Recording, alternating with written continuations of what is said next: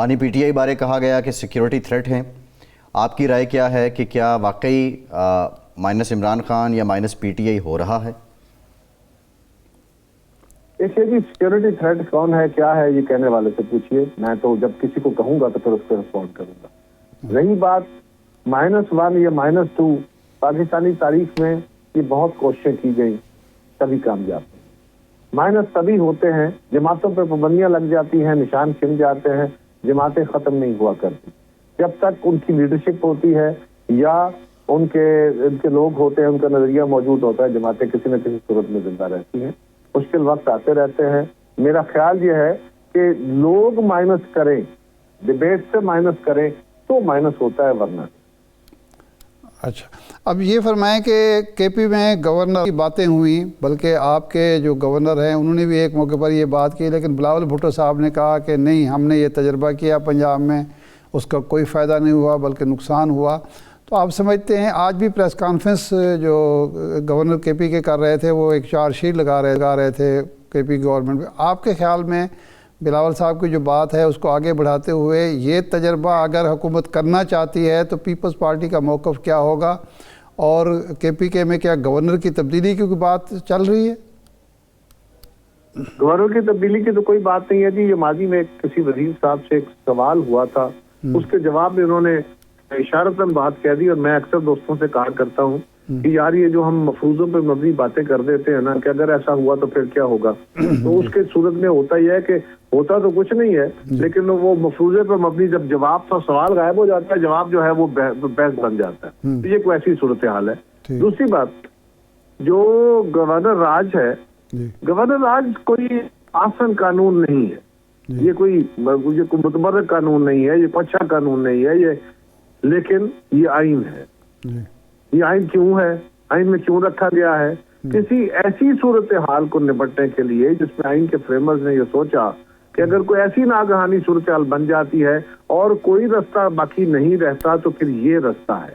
اس کے لیے کنڈیشنز ہیں، اس کے لیے ٹائم لائنز ہیں، اور اگر وہ کنڈیشنز میٹ ہوتی ہیں تو دیکھا جاتا ہے. بلاول صاحب نے جو بات کہی ہے بالکل، پنجاب میں گورنر راج کا تجربہ کیا گیا، وہ نہیں چل پایا، وہ جو اس کی پری کنڈیشن تھی وہ پوری نہیں ہوئی ہوں گی. اب سوال یہ ہے کہ کیا خیبر پختونخوا میں وہاں پہ بھی ایسی صورتحال ہے؟ ہاں، اب دیکھنا پڑے گا کہ وہاں کی حکومت کیا کر رہی ہے، وہاں کی صورتحال کیا ہے، اور اگر وہاں پہ سیکیورٹی سچویشن کو، جو سیکیورٹی ادارے اتنی بڑی قربانیاں دے کے اس کو آگے بڑھا رہے ہیں، اس کو ٹھیک کرنے کی کوشش کر رہے ہیں، اگر اس کو بلاک کرنے کی صوبائی حکومت کوشش کرتی ہے تو پھر کیا سٹیپ لیا جائے، پھر کیا کیا جائے؟ کیا ان کی بات کرنے کے بعد حالات خراب ہونے دیے جائیں، پاکستان کے لوگوں کے اوپر، اداروں کے اوپر حملے جاری رہنے دیے جائیں، یا اس کو رسپونڈ کرنے کے لیے آئین اور قانون کے مطابق چلا جائے؟ یہ حالات پہ ڈیپینڈ کرے گا. اور اگر خدا نخواستہ گورنمنٹ نے ایسا کوئی فیصلہ، میں خدا نخواستہ کہہ رہا ہوں کہ اگر خدا نخواستہ یہ فیصلہ ہوا کہ آپ نے گورنر رول لگانا ہے تو اس کی پری کنڈیشنز ہوں گی، بتائیں گے، ہم بتائیں گے کہ ہم یہ کیوں لگا رہے ہیں، اور اس کے بعد پھر عدالتوں میں کیس ہوتے ہیں، اس کے بعد پھر پارلیمان میں ڈیبیٹ ہوتی ہے. کوئی آسان کام تو نہیں ہوتا نا یہ.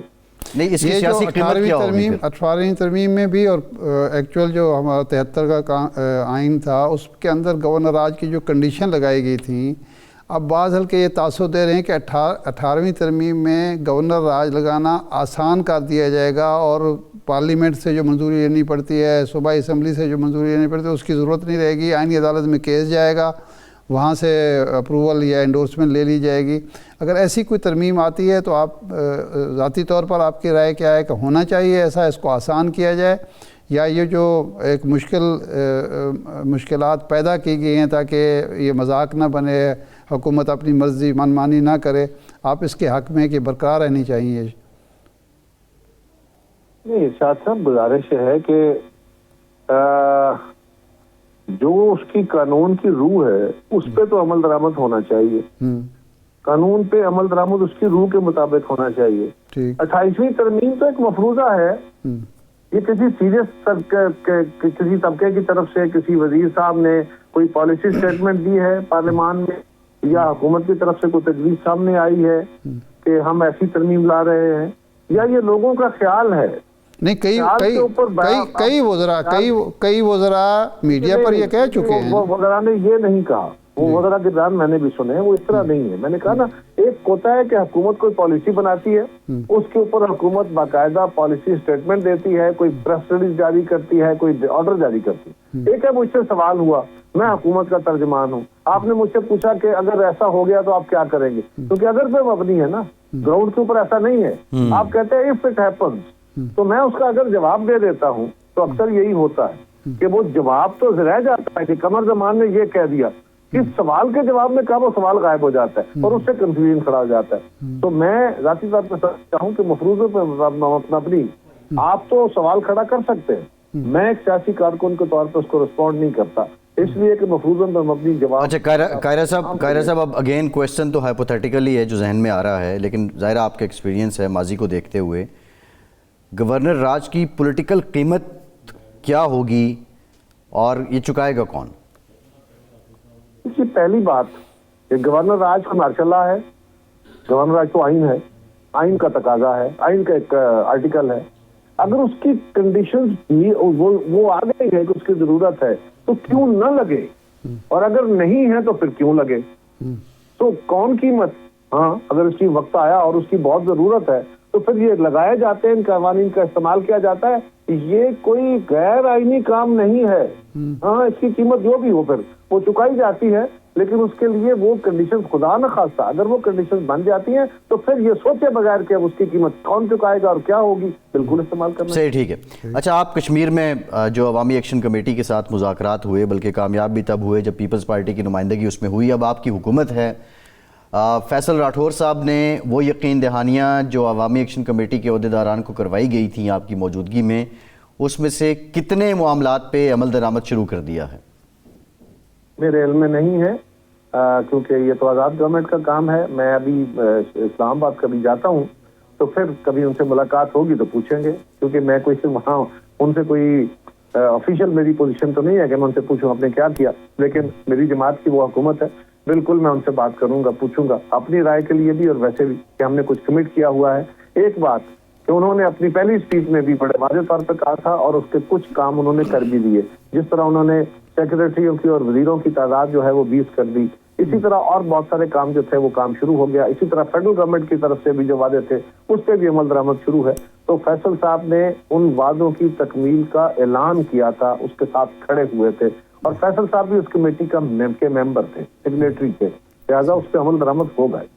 یہ ایک بہت بڑا مسئلہ تھا جس پہ ایک رکاوٹیں بھی آئیں، ڈیڈ لاک بھی پیدا ہوا، وہ تھا پاکستان میں جو کشمیریوں کی مخصوص نشستیں ہیں، اس کے بارے میں ایک کمیٹی بنی تھی. تو اس کے بارے میں بھی آپ کو کچھ علم نہیں ہے کہ وہ معاملہ کہاں تک آگے بڑھا، وہ نشستیں ختم ہوں گی یا عوامی ایکشن کمیٹی کو قائل کر لیا جائے گا کہ وہ نشستیں برقرار رہیں؟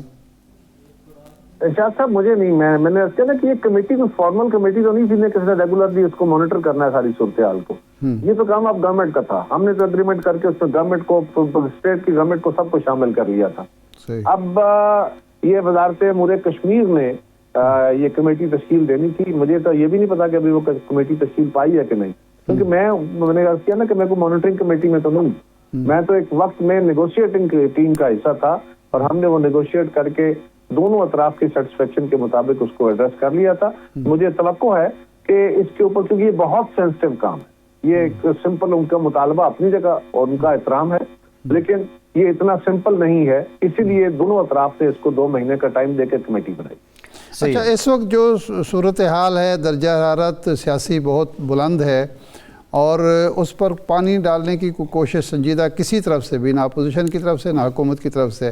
آپ سمجھتے ہیں کہ یہ درجہ حرارت اسی طرح بلند رہتا ہے تو جو ہمارا سیاسی اور معاشی استحکام کی منزل ہے یا ہمارا سفر ہے وہ جاری رہ سکتا ہے، یا یہ درجہ حرارت کی بلندی جو ہے ہمارے لیے نقصان دہ ہے اور حکومت اور اپوزیشن دونوں کو اس پر مل بیٹھ کے کچھ سوچنا چاہیے؟